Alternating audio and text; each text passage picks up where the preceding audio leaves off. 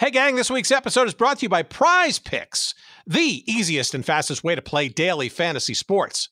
Download the Prize Picks app or go to prizepicks.com to sign up and play today. First-time users can receive a 100% instant deposit match up to $100 with promo code GOODSEATS. So if you deposit $100, Prize Picks will give you $100. If you deposit $50, Prize Picks will give you $50. Again, don't forget the promo code GOODSEATS at prizepicks.com or download the Prize Picks app today. And now, here's our show. When this building was developed, it really was needed in this city. I mean, the 76ers were playing in the convention center and the old arena, which really was pretty much of a dump, and the Palestra, they were all over the place. And they needed a home, and of course, in order to get the Flyers a home, we had to build the Spectrum. So we thought that it would be a success because, look, this is a major city and it had no arena, really. But it far exceeded our expectations. The building is intimate. The fans feel very close to the action. We brought all the various events in here that we really never had in this city before because we didn't have the proper facilities. So I think it was a great success just because it was perfect for its time. Welcome to Good Seats Still Available, a curious little podcast devoted to exploring what used to be in professional sports. Here's your host, Tim Hanlon. Really? Okay, I guess we're on our way. Here we go. How you doing, everybody? My name's Tim Hanlon, and it's Good Seats Still Available. Welcome to the proceedings. Thanks for finding us. And it is episode number 278. My goodness. We are pleased to welcome back to these microphones the great Alan Bass. You may remember Alan from our fun episode 190 when we talked about the Philadelphia Flyers, but frankly, hockey outside of the Flyers, right? The Flyers being the totemic NHL and hockey franchise in Philadelphia history. But as we discovered in that episode back in 2020, that was just a cherry on the top, if you will, of the history of Philadelphia hockey. And if you also remember our episode number 241 with Lou Scheinfeld, we talked about the Flyers and some of the other hockey exploits of the Philadelphia Spectrum.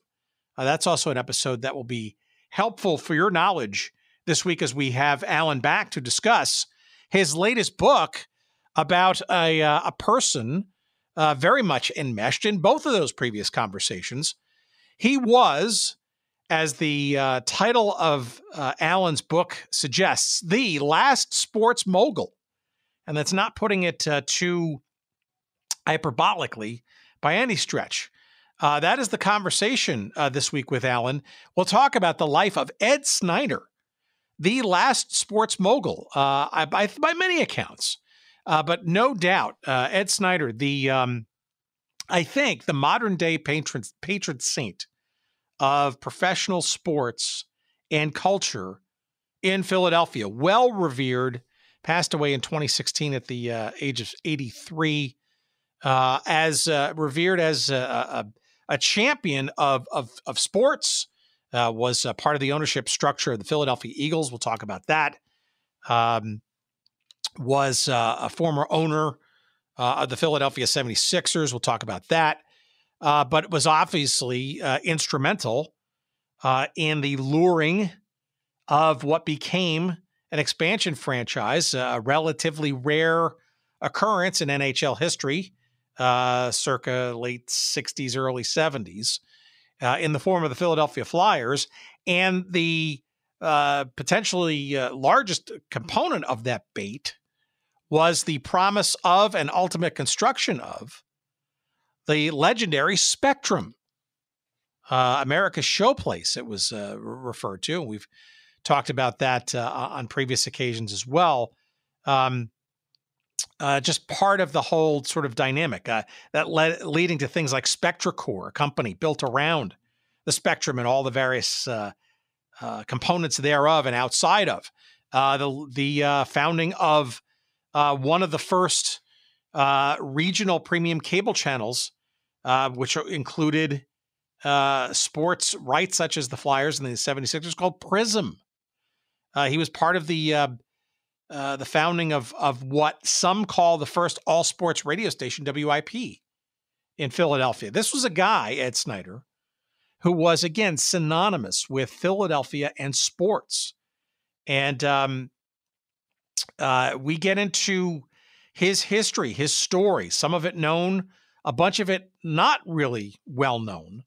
And frankly, just understanding just how important and iconic this man was, Ed Snider, in bringing Philadelphia, I would say, frankly, to the modern sports oasis that it's become today, as bringing it into the modern world, if you will, pro sports. We've learned about this in many other episodes, being essentially the almost the golden ticket, if you will, pro sports, for punching your way into the club of being a major metropolitan area and city. And Philadelphia clearly always has been one of those cities. But you have to remember, in the late 60s, the 76ers were kind of literally bouncing around in a very substandard arena. The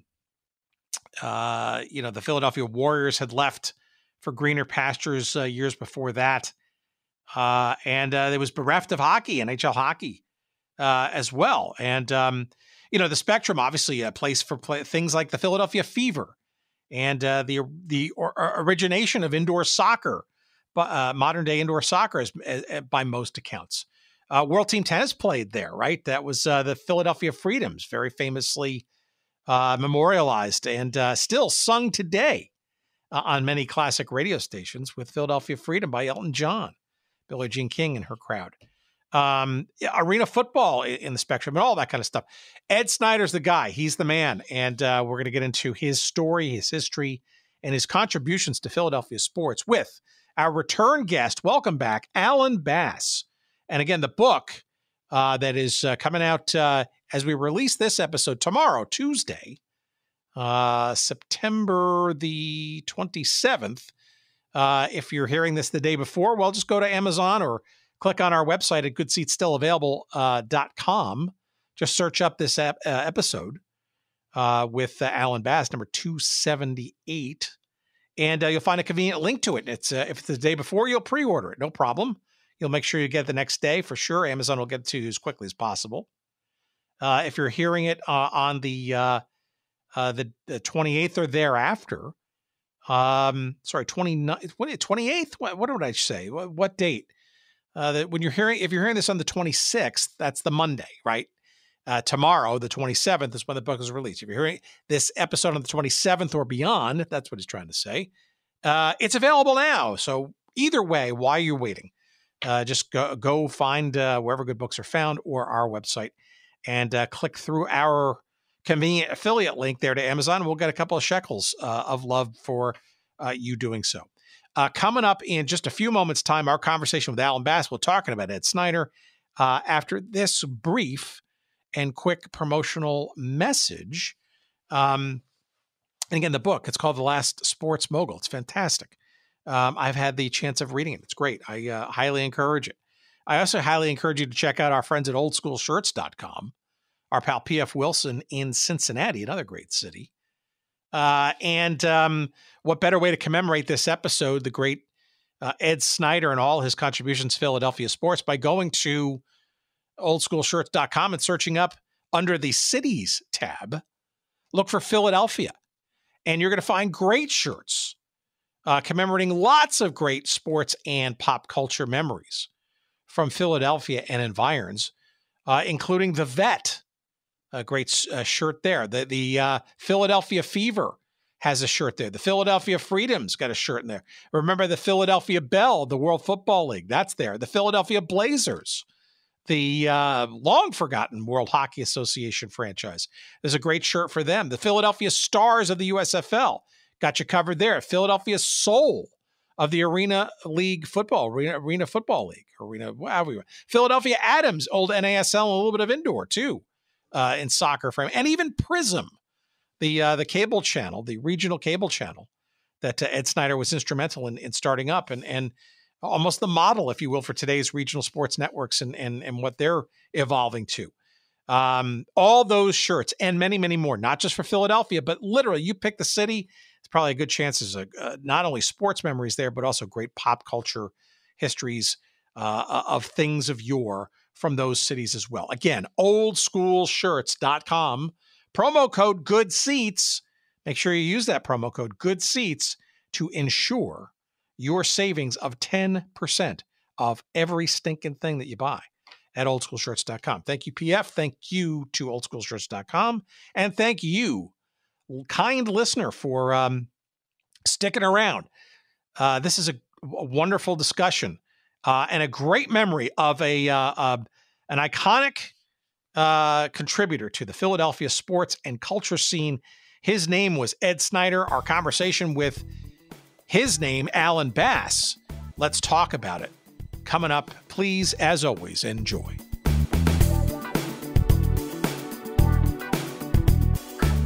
Why don't you remind our audience of the day job and your place of domicile? Because I think that gives a little bit of a tip towards some of the writings you have done, including in one of our past episodes when we talked about Philadelphia hockey.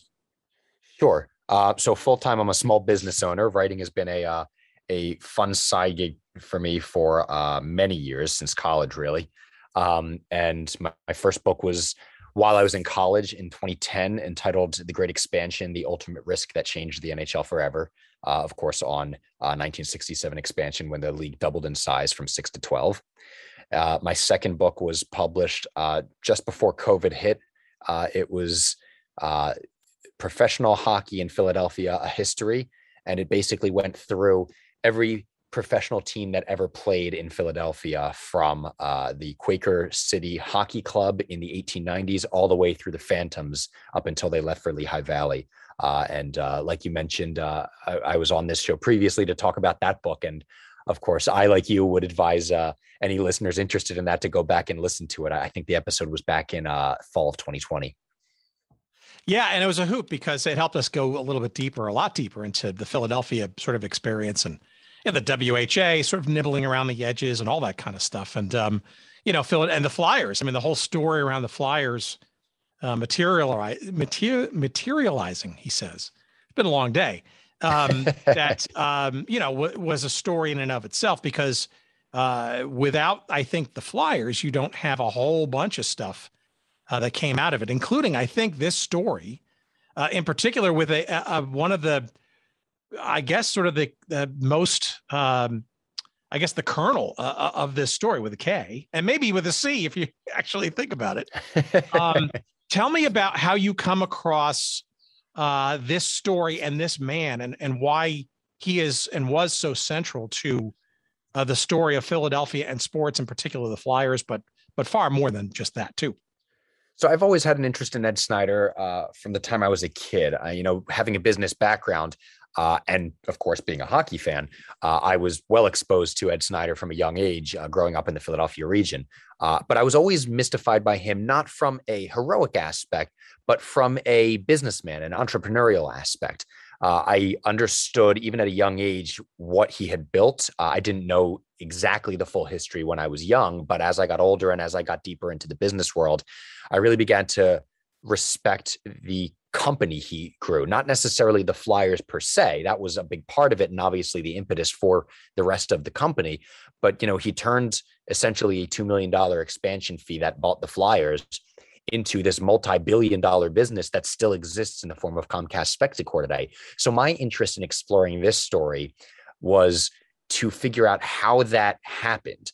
The story is not a history of the Flyers by any means. There is, of course, a lot of Flyers in it, but the story is about Ed and why he decided to go into this business, how he decided to go into this business, and how he grew it from this fledgling hockey club for which he was in heavy, heavy debt for many years, and how he took that and extrapolated it into this massive business empire that stood when he passed in 2016.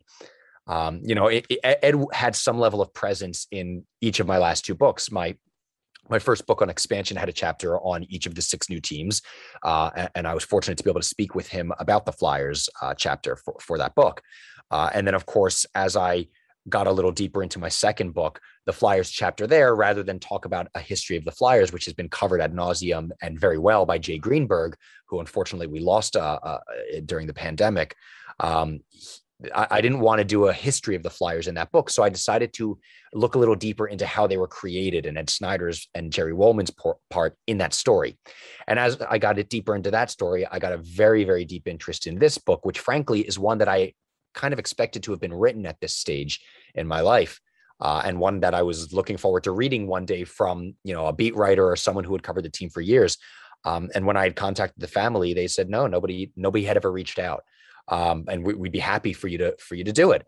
So that's kind of where this project came from. It was something that I had always hoped to read, but when nobody decided to go after it and research and write it, I decided that, the Philadelphia region for sure, but for certain, the hockey world, the sports world, and the sports business world needed this book because of how important it was and how important his journey was to the history of hockey and of many other sports, to be perfectly frank. So that's really how this book came about. Yeah, it's the old Beverly Clearly line. Say, if you don't see a book on the shelf that you want to read, then you got to write it. And looks like that's exactly what you did.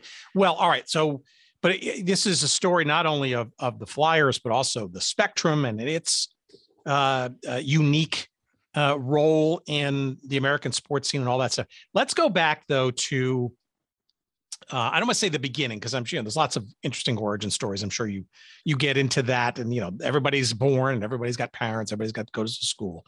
But his entry to sports was pretty interesting because he kind of got into it with some family members, and not in the sport of hockey, but of pro football, to kind of really get his feet wet, which is saying something, because football is kind of a rough and tumble sport. And he just maybe a little bit of background as to sort of how he gets to that point and what comes of that with the Eagles. Sure. So in this early 1960s, Ed had a record company that he ran with his friend.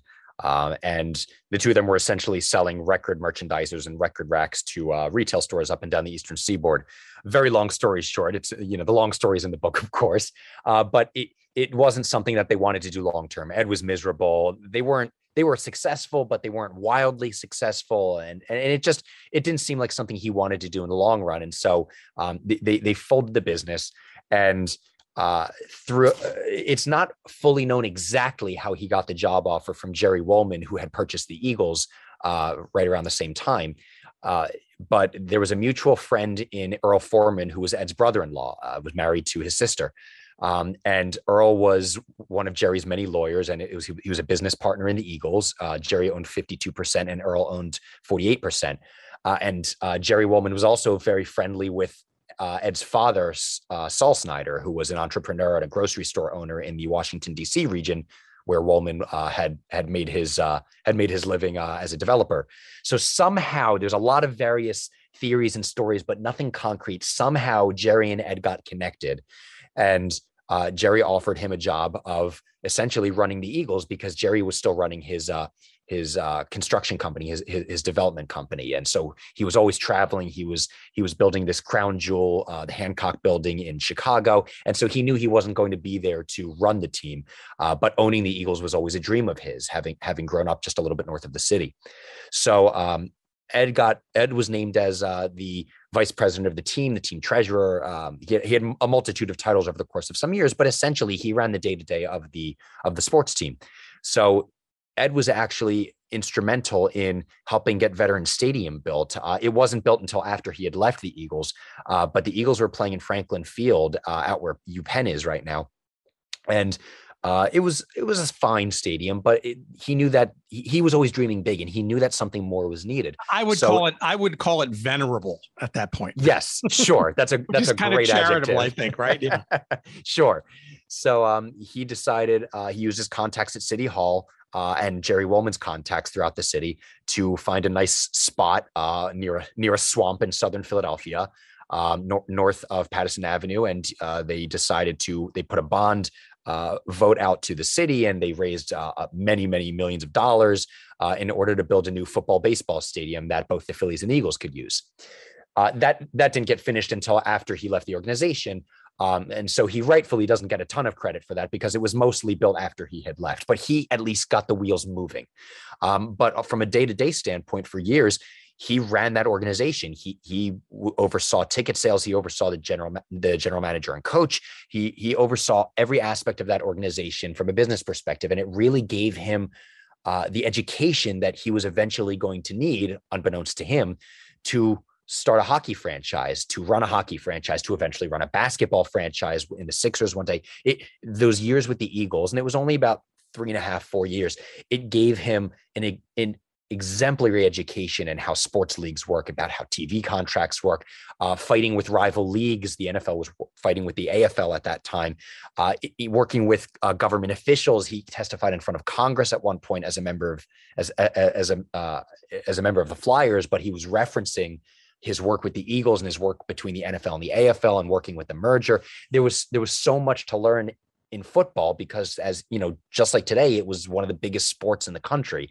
And so Ed really got a crash course in professional sports running that team. And the team, by all accounts, were successful. I mean, you look at some of the financial documents that are available from his personal archive, and the team between him and Jerry Woolman and Earl Foreman, those three grew that team very well. Revenue grew. They were selling out the stadium every game. The team was okay. They weren't quite as bad as when they took the team over, but the team improved a little bit, and they fought every game and they sold out. So it's a really important chapter that actually was probably the most difficult because there was almost nothing written about Ed's time with the Eagles, and you really had to dig deep to find some information. But it's so crucial to understanding where the Flyers came from. You know, he didn't just wake up one day and say, I want to be in sports. It was kind of an accidental job that came about. And then from there, you know, as he always said, an entrepreneur always thinks, what's next? All right, we're running the Eagles. What's next? What more can we do? And that's where the idea for the Flyers came from. He heard from a mutual friend that the NHL was expanding, and he thought, that'd be really interesting. I wonder if we could build a stadium. He goes to Jerry Woolman, who's the builder, and he says, maybe you could get the stadium built and I can work with the NHL, and we can together, as business partners, make this work.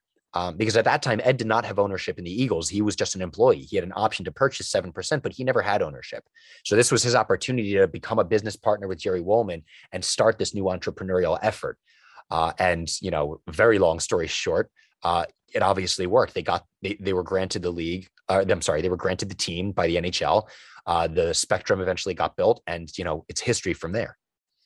All right, well, let's talk about that segue. In particular, I also want to talk about Earl Foreman, right? Because this is the guy who's not directly related to Snider, the brother-in-law, right? But close enough, right? Right. Woolman and Foreman play roles in this story from the Eagles through the courting and the granting of the franchise and the building of the Spectrum. Maybe a little bit of a background. We heard about Woolman. What of this Foreman character? Because, by the way, not that you're looking for another book, but this is a guy who deserves a biography too, especially in the realm of sports, because he's got a whole bunch of shenanigans. MISL sort of as the exclamation point and everything, and ABA and all that kind of stuff. What's Foreman's role sort of in this troika, I guess, of the Eagles, and then this pursuit, I guess, jointly of the Flyers and the building of the Spectrum to lure? Sure. So Earl Foreman, like I said, he was Ed's brother-in-law, and Ed was a family man. He was brought up in a Jewish family, a family of immigrants.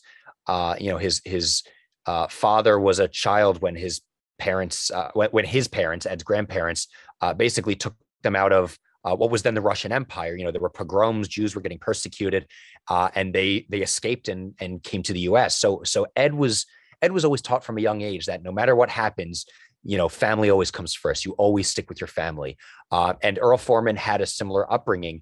And so when he married Ed's sister Phyllis, he kind of entered that Snider family and was basically like an actual brother to Ed. He wasn't just a brother-in-law. He was essentially Ed's brother. They were very close. He was treated like a member of the Snider family by Ed's parents. And so the two of them were really very tight. It's probably the way that Ed got the job with the Eagles in the first place. Foreman probably vouched for him. And so Foreman was doing a lot of deals for Jerry Wolman, and Jerry Wolman was a very generous person. He was regularly giving money away. He would give pieces of his businesses to people that had helped him. He would give Earl Foreman pieces of business deals that Earl helped him close. So when the two of them went in together to buy the Eagles, it was just natural that they would be business partners. And when Ed was brought in, Earl was a very strong advisor. Earl was not involved in the day-to-day per se, but he was always there for Ed to bounce ideas off of. He saw him all the time. He was always with his sister. He was always with his parents. The whole family was always together. And frankly, the Snider family loved Jerry Wolman too. I mean, he was like a distant member of the family as well. He was very charming. He was loved by everyone that met him. It was really not to sound all cliche, but in a city of brotherly love, this was a story of three brothers that were very close and loved each other between Wolman, Foreman, and Snider. They looked like the three of them together were just going to take Philadelphia by storm.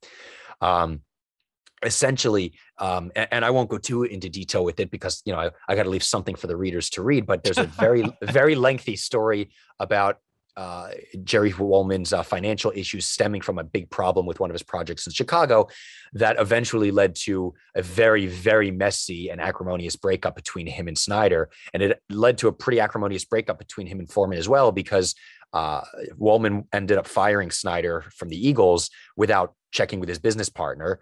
And Foreman and Snider tried to sue him. They tried to go to the NFL to get the firing overturned. It was a very messy divorce. But at the same time, Wolman and Snider were still kind of partners in the Flyers and the Spectrum. That summer before Ed got fired from the Eagles, he and Wolman did basically a swapping of assets in order to stop being business partners because of this issue they had. So Ed ended up as majority owner of the Flyers. He had the most shares, but he was not majority at the beginning. I believe off the top of my head, he had 25% at the start. Wolman had a smaller amount. And the two of them both had shares in the Spectrum. Well, Wolman ended up with 100% of the Spectrum, and Snider ended up with a majority of the Flyers, along with some other business partners. And in the meantime, Foreman was kind of stuck in the middle here.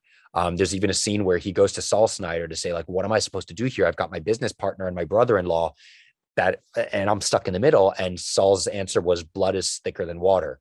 You always go with your family. And so that's why he eventually, casually supported Ed and defended Ed. He and his wife remained friends with Jerry Wolman and his wife for the rest of their lives, which of course irked Ed, because if you weren't with him, you were against him. But it's a very fascinating relationship because, like you said, Earl was front and center in a lot of these different sports endeavors, even after the Flyers era. He ended up as a partial owner of the Spectrum for many years before Ed bought his share out. He and Ed together orchestrated the takeover of the Spectrum at a bankruptcy court when Wolman had to file for bankruptcy and declare all of his assets. And I believe the stat is that Snider and Foreman became the beneficiaries at the time of the largest bankruptcy in Pennsylvania history, in which all of the creditors got paid in full, which, as you would know, is very unusual in a bankruptcy. So the two of them together were a very strong team that even after the breakup with Wolman, they were able to still build something together. And Earl went on to do some of his own things.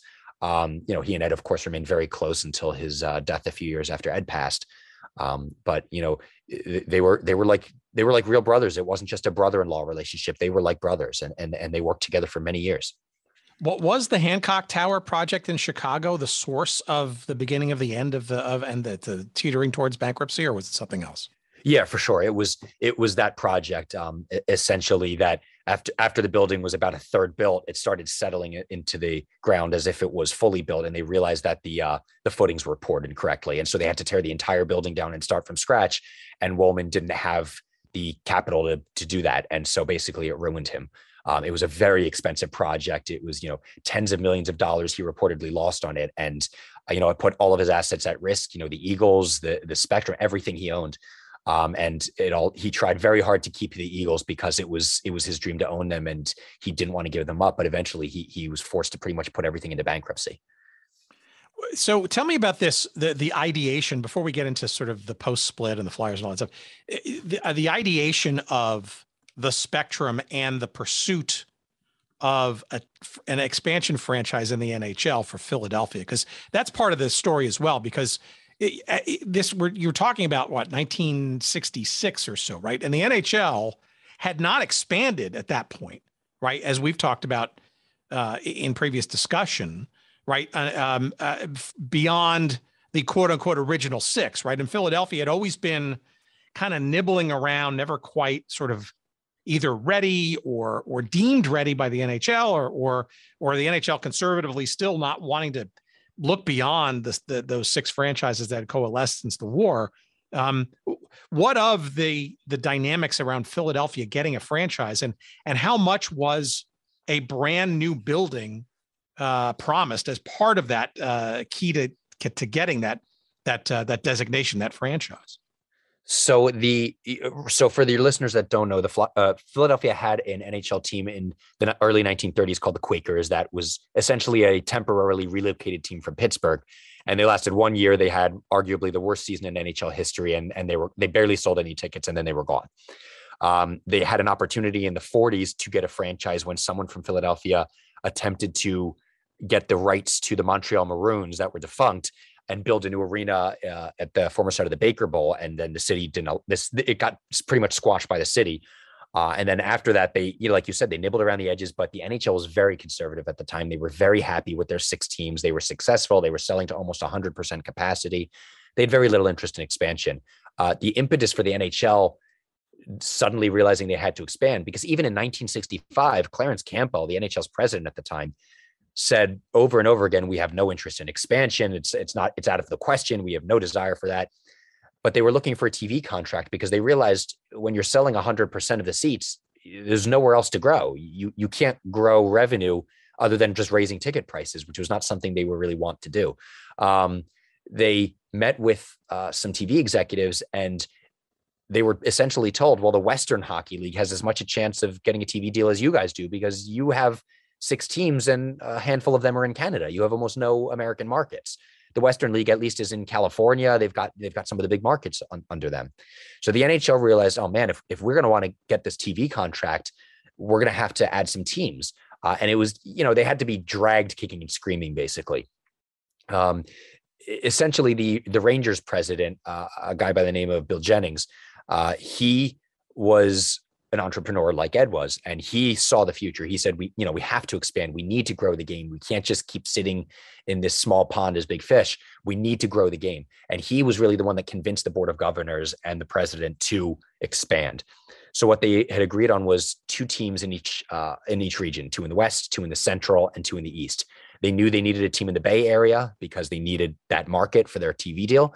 And they knew they needed to put a team in St. Louis because one of the existing owners owned an arena there. And in order to get his vote for expansion, they said, we'll put a team in St. Louis so you can sell the arena to someone. And then in exchange, he voted for expansion. It's a lot of politics as expected. In the East, everyone was expecting Baltimore to get the second team after Pittsburgh. And Baltimore had an existing arena, and they had a very successful history of minor league hockey. And when Ed heard about the expansion opportunity from a former banker of his that was then working with Jack Kent Cooke in LA for the Kings, Bill Putnam was his name. Ed was like, that would be really interesting. Let me ask some questions. And they inquired, they met some people in New York, and they essentially were told, yeah, it's a possibility. Philly, it's not a great hockey city, but we can accept an application. And just asked that they keep it quiet because LA had, multiple suitors and it was making the price go up. He said, if Philadelphia is going to get a franchise, it's going to be me, not anybody else. So they agreed to keep it quiet. Ed realized that they were going to need a new building. He went to the city. He used his contacts, the same ones he used to get Veterans Stadium going. And they were thrilled with the idea. They said, well, look, you're already building in this section of the swamp. Why don't you build in the other section of the swamp? So that's when they went south of Patterson Avenue and they spec'd out the Spectrum, no pun intended. And so essentially when they met with the NHL was not thrilled with Philadelphia as a hockey town. They knew the history. They knew they had a so-so history of successful minor league hockey. Most of their success had come earlier in the 20s and the 30s. They hadn't had a ton of success recently, but the NHL is a business. It always was, and it always will be. And essentially the building of the Spectrum and the building of an arena that was going to hold 15,000 seats, which was more than Baltimore's arena held, was the deal breaker. And the NHL made no secret of the fact that it was just that arena that gave Philadelphia the edge over Baltimore. Baltimore was the better city for it, according to the league, but Philadelphia could hold a few thousand more people, and that was revenue for the league. And so for them, there was no question about it. It of course helps that Philadelphia is a large market, helped them with the TV contract, but Baltimore's not a small market by any means. And so they named Philadelphia as the final franchise to be given out, with Baltimore as the alternate, figuring if something happened to one of the other franchises, Baltimore's there to step in. So the Spectrum was crucial. I mean, the Philadelphia would not have gotten an NHL franchise without the Spectrum. If they were going to put it in some existing, if they were going to put it in the Philadelphia arena, which was, dilapidated at the time, the NHL would never have signed off on that. They would have gone elsewhere. So it was Ed and Jerry's idea to build the Spectrum that pretty much guaranteed Philadelphia an NHL franchise. It also fits the theme of sort of cities looking for one of the big four franchises as sort of a way to fill out other franchises, right? As a a mark of having made it, right? As a major league city, right? A Philadelphia looking in the shadows of a New York City or Boston to the north, or hell, even DC, getting an NHL franchise, and then, with the lure of a brand new building, I guess automatically, or somewhat, I guess in hindsight, right? The 76ers probably come knocking on the door shortly thereafter and saying, hey, we'd love to be a tenant because we'd love to be in a new building as well, right? And that just cements, I guess, Philadelphia being an indoor pro sports mecca because of all this stuff. It almost feels perfect in retrospect. Oh, certainly. I mean, I'm not sure I can even add much. I think you hit the nail on the head perfectly there. How do you then? So how does the Spectrum come into play? If memory serves, it came together constructively or construction wise pretty quickly and on time, I think, right? Well, it did, sure, but it's probably because they cut a lot of corners. That's there you hence, go. That's what I was getting to. Yeah. Hence the roof blowing off. In the city archives, there's a really fascinating document that should be in the dictionary under the definition of foreshadowing, in which the contractor gets an agreement from the planning board of Philadelphia to put what was called an economy roof on the Spectrum. And they said that they had evidence that it was not going to be a problem because of the way they were going to build it, and it wasn't going to be an issue. And of course, a few months after they opened, the roof blows off. So it's almost funny in retrospect. At the time, I'm sure it wasn't. But it's funny in retrospect to see how quickly they put that building together because they needed to have it ready for opening night. In fact, I believe the Flyers had to cancel a preseason game because they didn't have any boards. The contractor hadn't been paid, or there was some issue where Ed actually had to bribe a union guy to get the boards delivered in order to have them installed for the first game. If you look at photos from that inaugural home game, the scoreboard was just a shell. There was nothing in it because they didn't have enough time to build it properly. They skipped wall paint around the building. They skipped so many steps because they had to get the building open, and they figured that they would just upgrade it with time, which they did. Within a few years, they added a third deck with thousands of seats. They upgraded the building a little bit, but in 66, 67, they were just rushing to get this done as quickly as humanly possible. And so they certainly cut a lot of corners that today would never have been allowed, but back then you could get away with.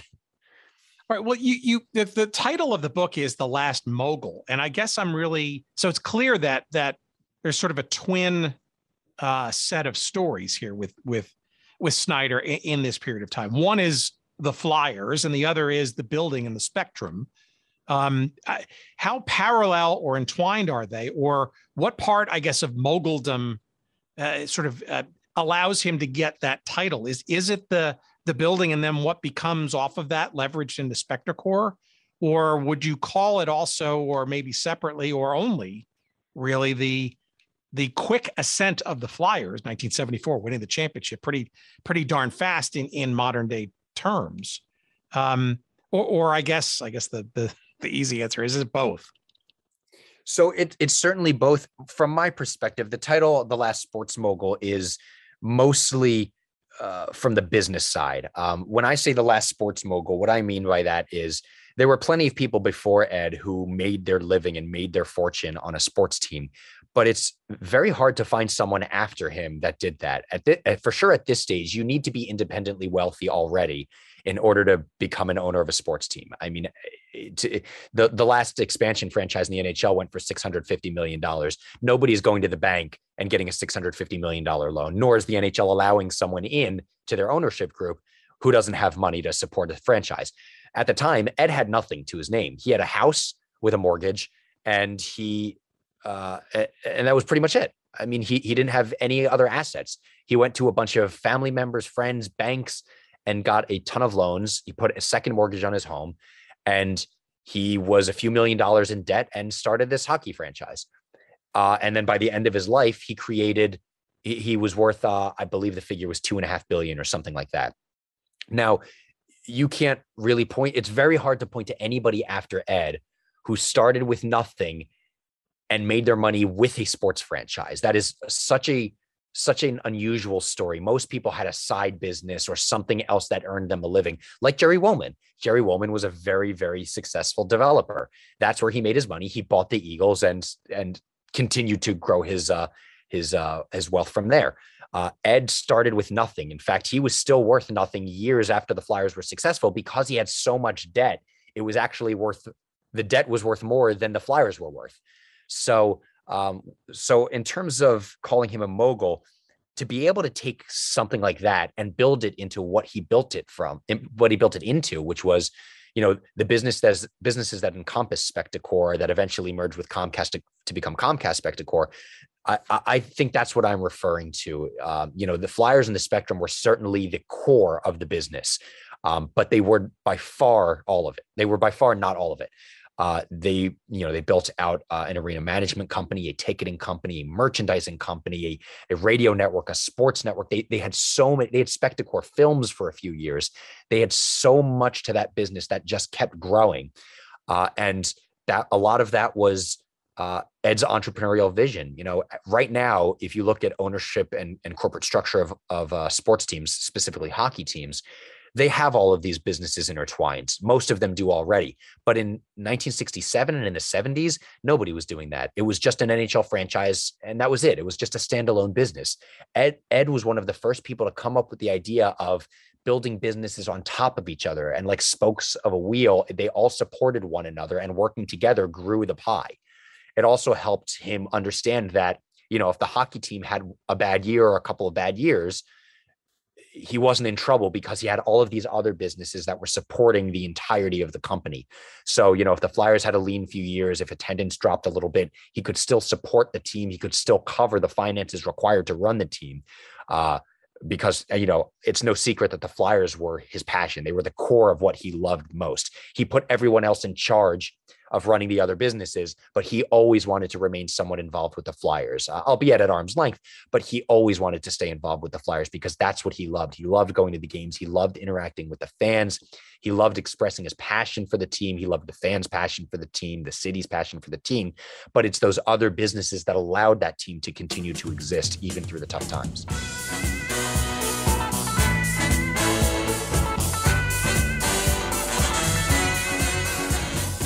All right, what's this? Prize Picks. My goodness, of course, the easiest and fastest way to play daily fantasy sports is Prize Picks. What is it? Well, glad you asked. Literally, it's straightforward and the simplest and most fun way you could do daily fantasy sports. All you got to do is pick as few as 2 or as many as 5 different players in a sport or, frankly, across a whole multitude of sports and simply predict whether those players will get more or less than their projection. Maybe in baseball, that's strikeouts. They're going to pitch more or less strikeouts than predicted. How about in football? That could be touchdown passes. In basketball, that could be 3-point shot attempts made, etc. Literally, all you got to do is pick whether they're more or less than their predicted outcomes. And you can choose and mix and match sports as well. You don't have to pick 2 or 3 or 4 or 5 players in just one sport. No, you can pick a couple of players across different sports. And boy, oh boy, when I say different sports, Prize Picks has a wide variety. It's all the major leagues and sports that you can think of, from the NFL and Major League Baseball, all the way into various niche sports like MMA or disc golf, perhaps even lacrosse or various forms of boxing or even esports. Prize Picks has daily fantasy picks for you across all of those and more. Again, try them out. It's really easy and it's a hell of a lot of fun, and you can win big bucks too. You can go the flex play model, which basically means you don't have to choose and succeed with every single one of your picks, but you'll still get paid. Or you can go the power play mode, which basically rewards you with more money if you get every single one of your predictions correct. It's awesome, and it's fun to play for sure, and it really brings your live sports viewing into a whole different realm of excitement. And of course, we've got a promo for you as well. So all you got to do is download the Prize Picks app on your Android or your Apple device, or go to prizepicks.com. That's PRIZEPICKS.com, and sign up and play your daily fantasy sports right now. First-time users can receive a 100% instant deposit match up to $100 with promo code GOODSEATS. So if you deposit $100, Prize Picks will give you $100. If you deposit $50, Prize Picks will give you $50. Again, don't forget to enter the promo code GOODSEATS when you sign up at prizepicks.com or on the Prize Picks app and get that instant deposit match right up to $100. Go for it. It's a hell of a lot of fun. Thank you, Prize Picks. And now back to our conversation.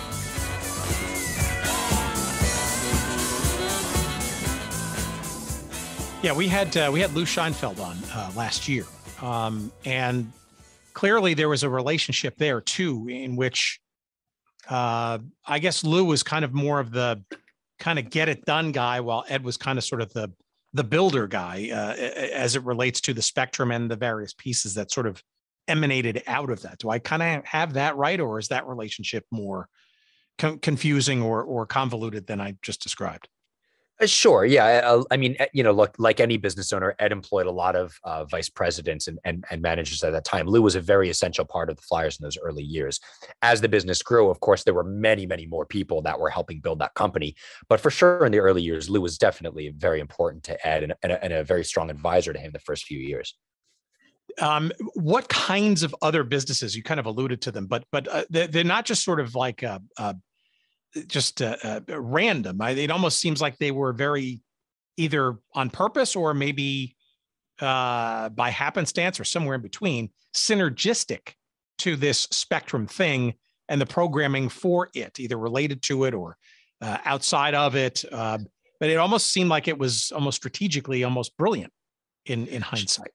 Sure. And it was not, I don't believe it was intentional by any means at the beginning, at least. I think as time progressed and the company grew, it certainly became a lot more intentional. But at the beginning, his goal was just to make a successful hockey franchise and a successful arena. And fill the building with dates, right? Oh, of course. And so, you have the Flyers as tenants. That's only 41 dates a year. You add the Sixers in, that's 82 total dates a year. You have almost 300 more days where you've got to fill this building to pay for it. There was, I believe, an $8 million mortgage out on the building when they took it out of bankruptcy. That's not going to get paid on its own.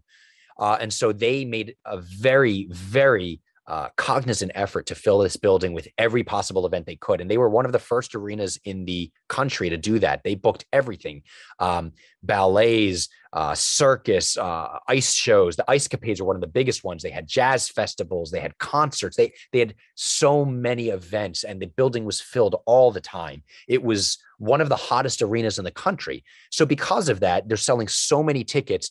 Okay, they need to create some sort of technology for selling tickets more efficiently and distributing them more efficiently. Okay, now they have to come up with a concession plan. How do you sell merchandise and concessions more efficiently in a building on this many nights? How do you change over the ice to a basketball court and vice versa?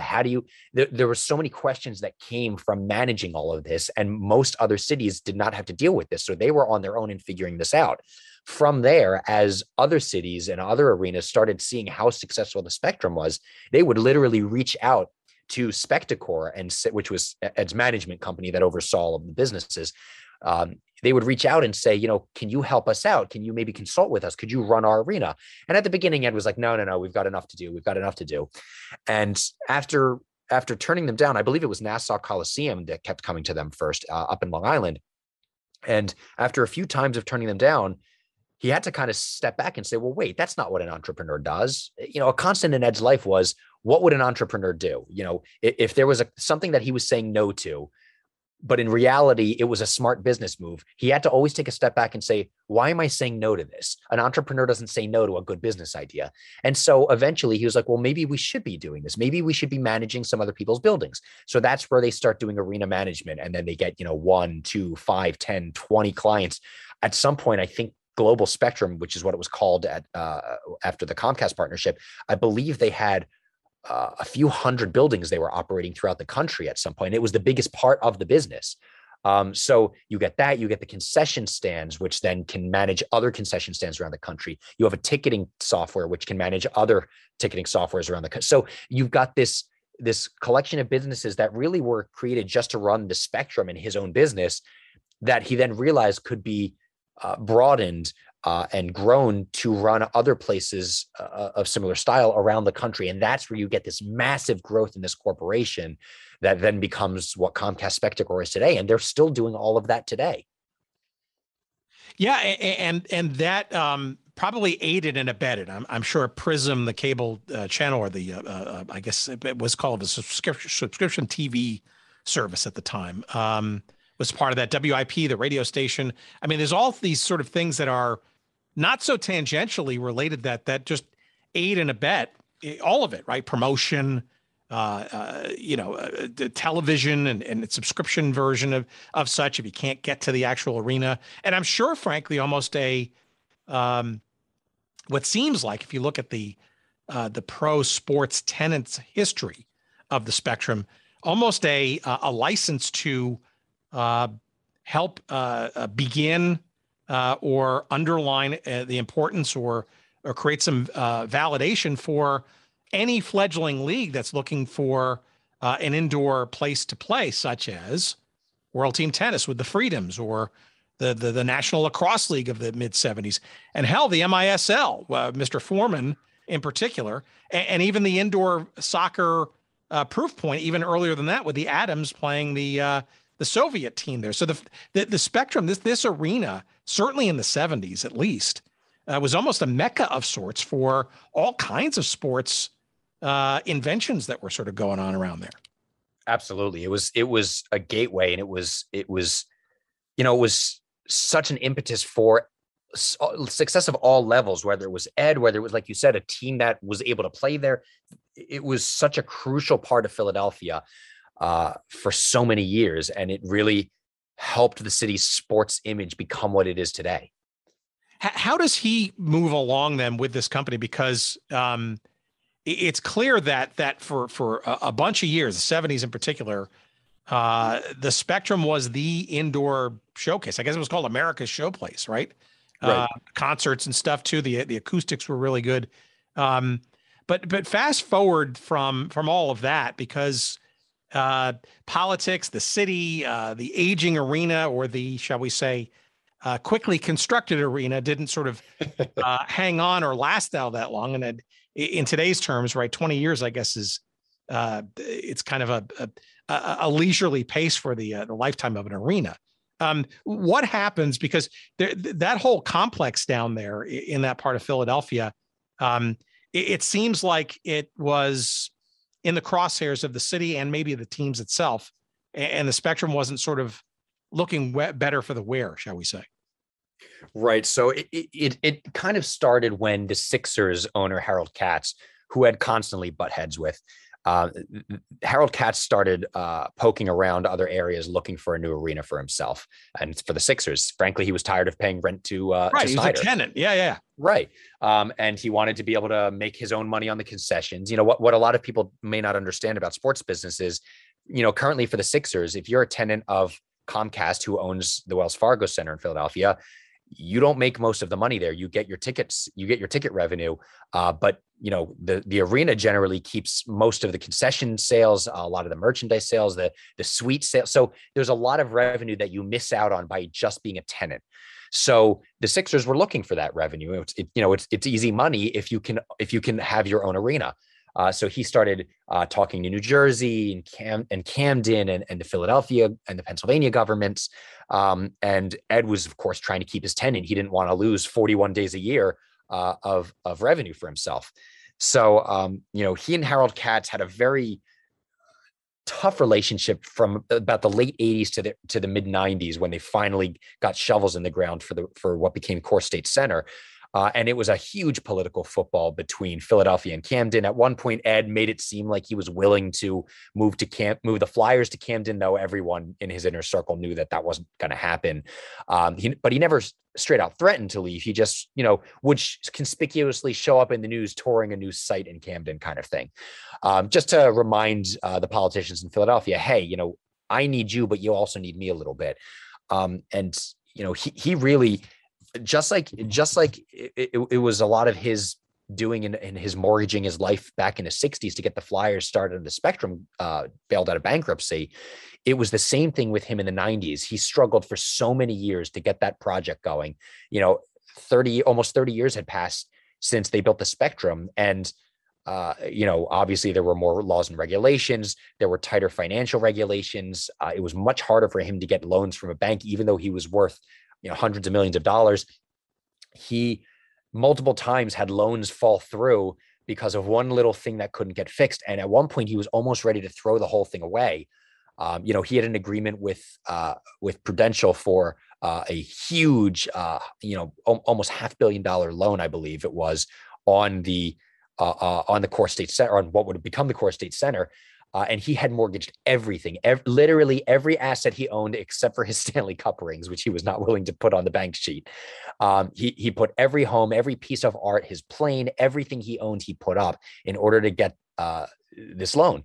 One last second, they asked for one more thing, and he said, I'll PG it. He said, screw this, we're done. Before finally someone kind of slapped him silly and was like, you got to just deal with it. This is what's going to happen if you want to get this built. Again, long story short, he came to an agreement with Harold Katz. He was able to get the mortgage and get the arena going.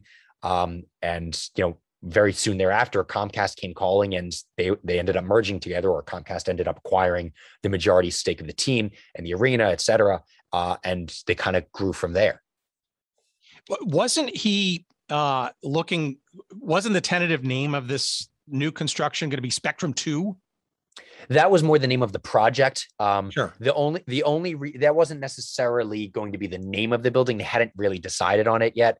But what happened was, towards the end of the construction project, they were about $15 million short, I believe, something like that.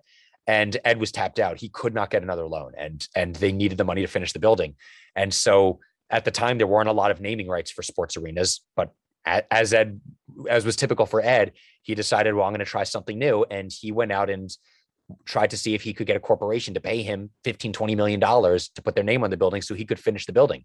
That's the main reason you ended up with the Core State Center. He wasn't necessarily looking to make bank off of a corporate name. It was that the building literally couldn't be finished because he didn't have the money, and he wasn't willing to take public funds. He was not willing to take money from the city of Philadelphia. He wasn't willing to take taxpayer money, and he had no choice, basically. And so he met with a bunch of companies. Both Verizon and Core States were willing to give him the money he needed. They offered an upfront payment for, I believe it was 25 years of naming rights, or 30 years of naming rights, which were coming up on, interestingly enough. And he and his wife decided that Core State Center sounded better than Verizon Center, and so they signed with the bank. It's just one of those examples of his entrepreneurial mind trying to figure out a way around a problem. Yeah, that's fascinating, and almost in the vanguard. Now, of course, the then Core States then through banking consolidation. I mean, the names and the rights changed, and that name, there was absolutely a cottage business in signage updates and stuff around that arena, because the First Union and Wachovia and then Wells Fargo and all that stuff. But But it, as a side note, real quick, Yeah. it's funny because at the time when they signed the deal, the bank had asked Ed if he would allow a clause in there that allowed them to change the name of the building up to 5 times in case of mergers and acquisitions.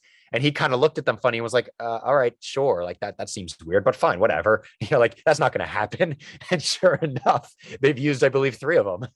5 times. I'm wondering if that was prescient or just kind of some legal person on the team just trying to, stand out and look fancy. But yeah, who knows? But indicative, I guess, of really of a fast consolidating banking industry and pretty insightful for sure that was the case. But you could imagine if that hadn't been in there, that clause, right? It could have been a real conundrum, especially in the early 90s when or the late 90s when those loans had to be eventually repaid, right? Yeah. And the bank had paid up front for it. So likely if they weren't able to change the name, I'm just guessing here, they would have been left without a building name basically. And Ed would have still had his money. So when does Comcast come into the picture? Was he essentially selling the Spectacor ownership or majority ownership? Was that prior to? Was that sort of part of the fundraising part for this new arena, or was that just sort of a side part of the overall story? No, that was completely independent. Ed was not looking to sell anything, honestly. He was very happy. He had no desire to retire. He was very happy with what he was doing. And he knew he had no kids involved in the business after his son Jay left the organization in the early 90s. All of his kids had at some point worked for him in the organization, but in all fairness, he was not an easy man to work for, especially when you were a member of the family. He expected a lot. He was a world-class second guesser. He was difficult to work with for a lot of people, especially his kids. And so he was on his own. He was very happy to just be running the organization by himself. But what happened was a guy named Pat Croce, who Philadelphians would know very well. Sure. He was looking to buy the Sixers from Harold Katz. Now, a long story short, essentially, Pat didn't have the money to buy the team outright. He had the money to invest a little bit in the team, but he needed a bigger buyer. Somehow he got connected with Comcast. And Comcast, the Roberts family, Brian Roberts and his dad, Ralph, were friendly with Ed. Ralph and Ed went way back, and Brian, as the son and currently the CEO of Comcast, they knew Ed. They went way back. They weren't close friends, but they knew each other. They'd seen each other at business events a lot.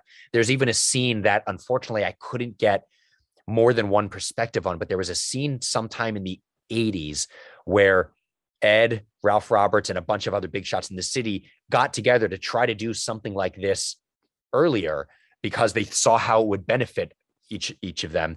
But pretty much everyone who was going to put an asset into this pie wanted their asset to be the most important piece, and it just fizzled out. It didn't work. So it's ironic that, about a decade later, they called Ed and they were like, hey, we're looking to buy the Sixers, but the Sixers aren't very valuable to us by themselves. Comcast's interest wasn't in running a sports team. They wanted to create Comcast Sportsnet. They saw the potential in regional sports network. And so being based in Philadelphia, they wanted to test it out in Philadelphia. They saw the success that Ed had with Prism, and they wanted to do it on their own. But in order to do so, they needed to get at least 2 of the 4 teams, if not 3. They knew they weren't going to get the Eagles because football was too big of a pie. They had their own national TV contract and nobody was touching that. So they said, well, we can maybe get the Sixers, but that's not enough. That's 82 nights a year on our network. We have 365 nights we need to fill up. So how are we going to do this? And that's when they basically gave Ed a call. They knew that Ed and Harold Katz were never going to negotiate with each other. So Comcast essentially acted as an intermediary, and they said, what would it take to buy the team, to buy the arena, and partner with you. And so Ed was, intrigued by the idea. As I said, he's an entrepreneur. He never said no to anything off the bat. He was always interested in hearing someone out. But he wasn't really interested in selling the Flyers. It's his baby. He always called it that. He had really no interest in basketball either. He was maybe interested from a business perspective, but he didn't really have a care for it. He tried very hard during his ownership of the Sixers, but he just couldn't develop a love for the game.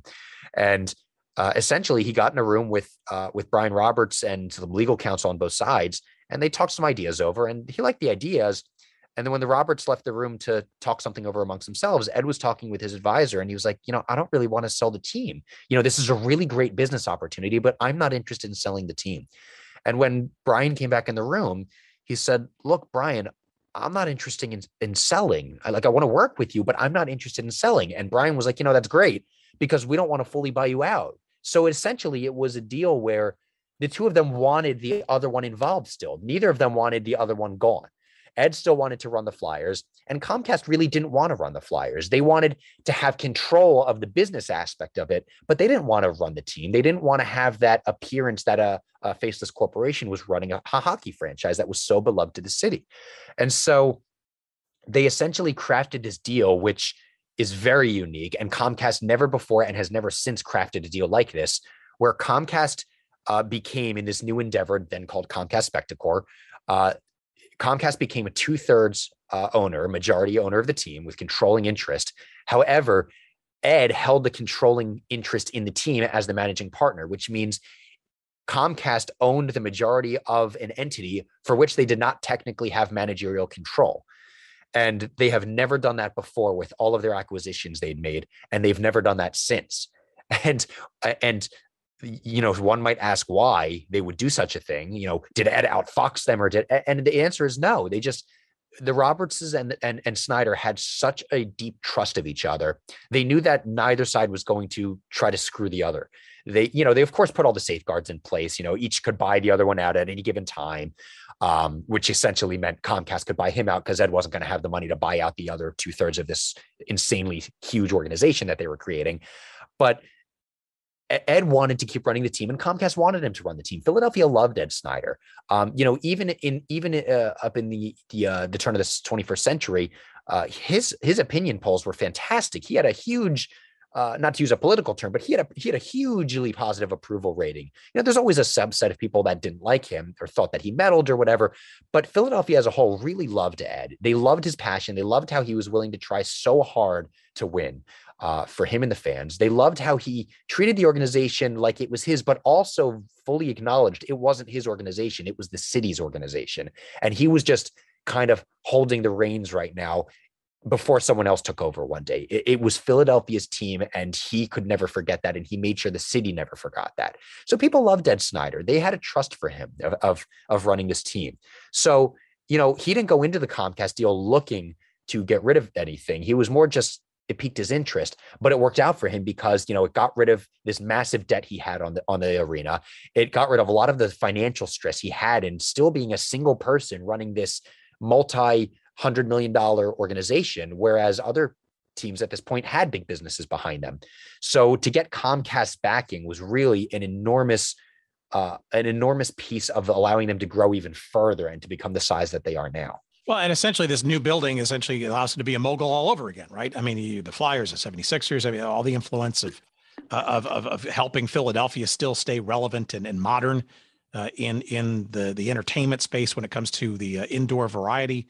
And it's interesting to me. It seems like it's also a Philadelphia story, not to sort of, strain that title too, but it's very much, it seems like it's entwined with, almost the civic culture of Philadelphia, right? Without Ed Snider, I mean, I think arguably a whole lot of the sports culture for sure, and maybe sort of the broader culture in Philadelphia wouldn't be near what it is known for today.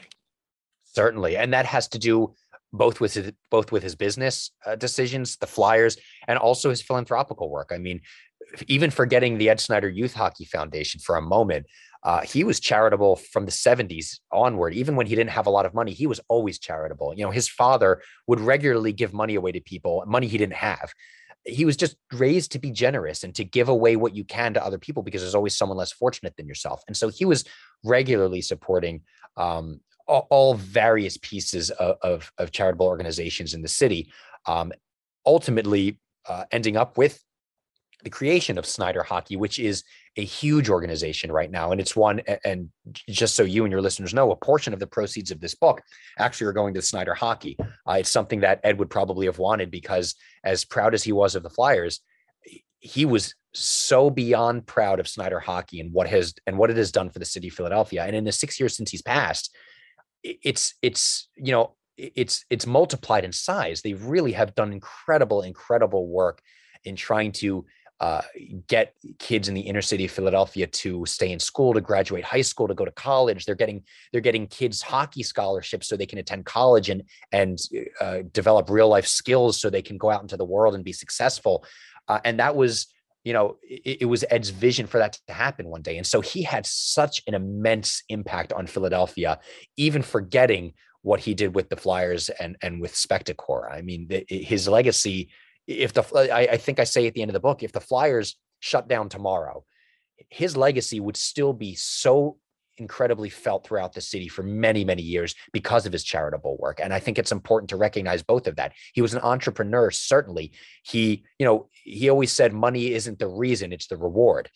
He was very successful at what he did. And so he was obviously very, very wealthy, but there's no decision he ever made where it looks like he did it for the money. He always was doing it to build something and because he was passionate about something. And in fact, he sold the Sixers because he wasn't passionate about them. He knew that if he held on to the Sixers, he could sell them for more money later, but he just wasn't passionate about the team. And he's like, well, how can I own a company that I'm not passionate about? I need to love what I do. And so, he's got some great lessons for entrepreneurs, for people in business. Anyone that thinks it's always about the money, it's not. Money is the reward. You have to love what you do. You have to have a passion for what you do. And most importantly, you have to give back to those that are in need. And Ed has a lot of those lessons in there for everyone. It almost seems, with the exception of perhaps the Phillies, that he's probably an essential, if not the essential thread for sports in Philadelphia from the 60s through most of the late aughts. Yes, certainly. And in fact, and legacy from ever since, right? Still, with that center still existing for. Sure. And, his connection with the Phillies is that I believe he was the one that when they were creating Comcast Sportsnet in the 90s around that Comcast deal, obviously the Flyers and the Sixers were guaranteed to be on that network since they were owned by Comcast, but the Phillies were the last little bit they had to get. And I believe Ed was instrumental in getting the Phillies to agree to join that network and leave their existing TV deal. And so pretty much before they even created the network, Ed had 3 of the 4 major sports teams in Philadelphia on Comcast Sportsnet before they had even started a broadcast. It's interesting. It sounds a lot like what Ted Leonsis is doing in DC. Absolutely. And Ted Leonsis is probably the closest thing to Ed Snider still around in the sports world. I mean, how he grew that business is so unbelievably respectable. I mean, I've never had the opportunity to meet him, but he seems like such a wonderful charitable person as well. Always gives back to the city of DC.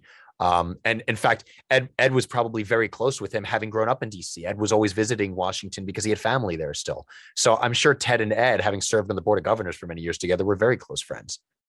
Yeah, very interesting. And it's also a model, right? I mean, the fact that, it just seems like those pieces are coming together. And I don't know if it's a throwback or maybe a retro look at perhaps where the future is going, right? Because, it's like a local monopoly in some respects, right? I mean, and I don't, maybe with small case letter M, in that you synergize the media components, the stuff that fills the pipes and the arenas themselves, right? There's a lot of, especially now you throw big data in and all the technology and stuff. It just seems like you can be more efficient and more augmentative with assets and things that are in the same geographical region, and really have no other place to go. And that sounds like a pretty damn good business.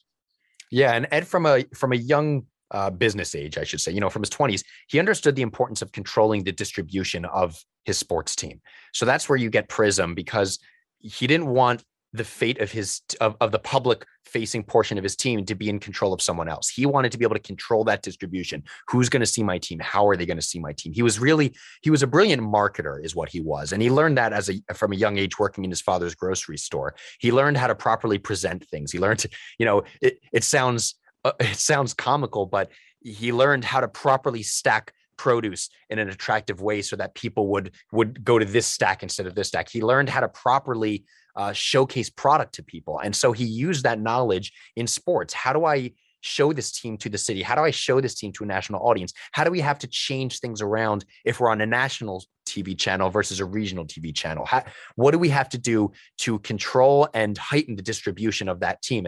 And that's where a lot of his success came from, was understanding how to present to the community, which, a pretty big community in Philadelphia, but he really got it from a marketing perspective. All right, last question then, because the Spectrum is such a big part of this story, and then now the Wells Fargo Center is a big part of the story. What is your sense of what happens next when it comes to the current arena and what is likely to be at some point, because it's getting old, it's 20, 30 years old now. What do you think is next for Philadelphia indoor arena and sports and stuff? It doesn't sound like the family is involved anymore. What do you just generally think is next for Philadelphia when it comes to, say, an indoor arena for one or both of these major franchises, which are clearly housed now together? But what do you think it's going to go next? So Comcast recently put in, over the last few years, close to $500 million. They basically, piece by piece, gutted the Wells Fargo Center and rebuilt it from the inside. So if you go inside, if someone hasn't been there for maybe 5 years and goes inside, it looks like a completely new arena. So instead of basically building a new arena, they fixed up the existing one, and they did everything from the public facing sides to the areas that no one's ever going to see. They updated everything, and it's really a state of the art arena right now. There's obviously a lot of news recently about the Sixers looking to build a new arena in Center City, Philadelphia, in Chinatown.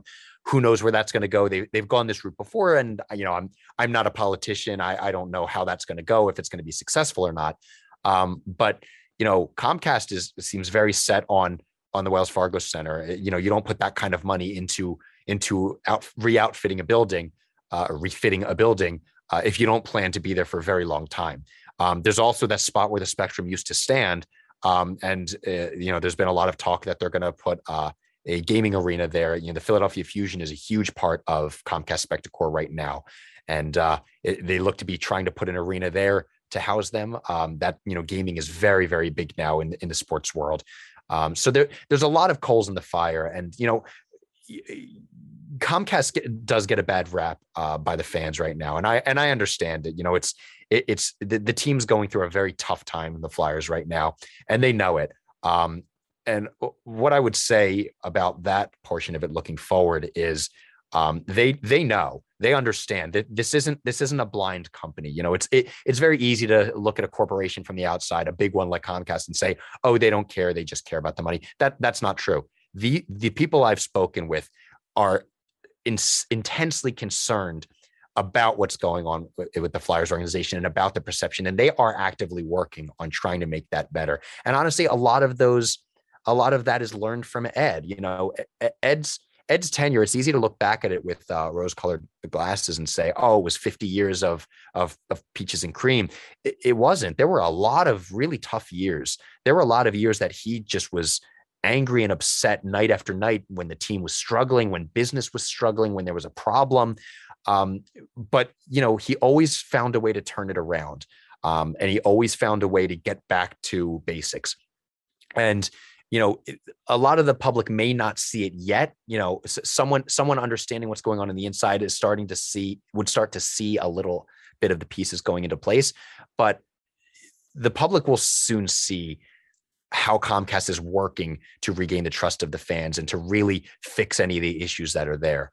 And I'm talking about from the business side. The hockey side is always run separately than the business side, and that's always been true, and that's still true in any sports organization. I'm talking about the business side now from a marketing standpoint and a cultural standpoint.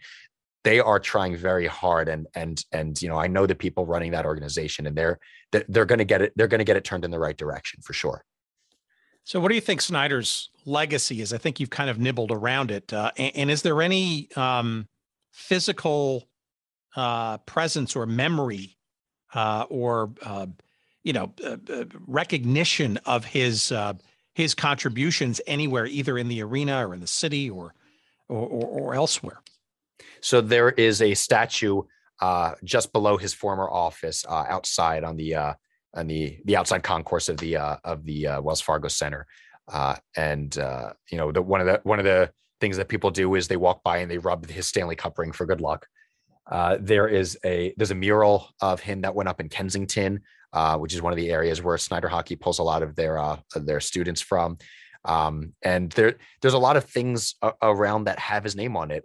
He wasn't one to flaunt his name. He really didn't put his name on anything. The company name was Spectacor, not Snider Co.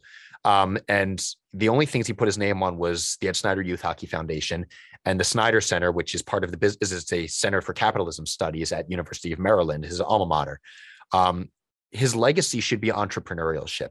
You can say what you want about his success or lack thereof in the later years with the Flyers, but he was an entrepreneur at the end of the day, and he was about building businesses and building companies, and then eventually giving back when he could. The bulk of his fortune when he died was left to charitable endeavors, whether it was Snider Hockey. The family still runs the Snider Foundation, where they give away millions of dollars every year.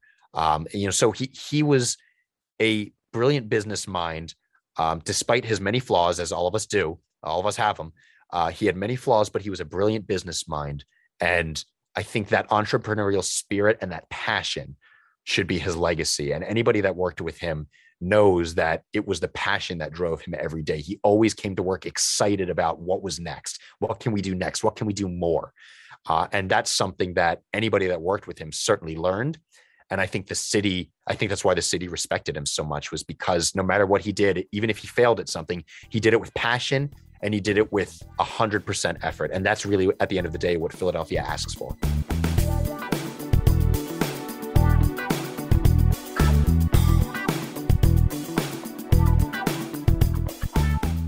All right. Terrific conversation. Thank you, Alan. And pleased as punch to have had you back. And the book, of course, is a must get. It is called Ed Snider, The Last Sports Mogul. Depending on when you're listening to this, it is either available tomorrow, wherever good books are found, or it is available now, wherever good books are found. Either way, just go get it. You can go to our website for most convenient pathways, and it's goodseatsstillavailable.com. Just search up this episode number 278. It'll probably be there right on the front page if you're listening to this in pattern this week. And you'll find a convenient link or two to Amazon, where you'll be whisked away, and the book will come to you probably as fast as anybody on the planet can deliver it to you. It is published by Triumph Books. And while you're there, why don't you also grab a copy of Alan's other book that we talked about on episode 190, called Professional Hockey in Philadelphia, a History. Puts everything in context for you.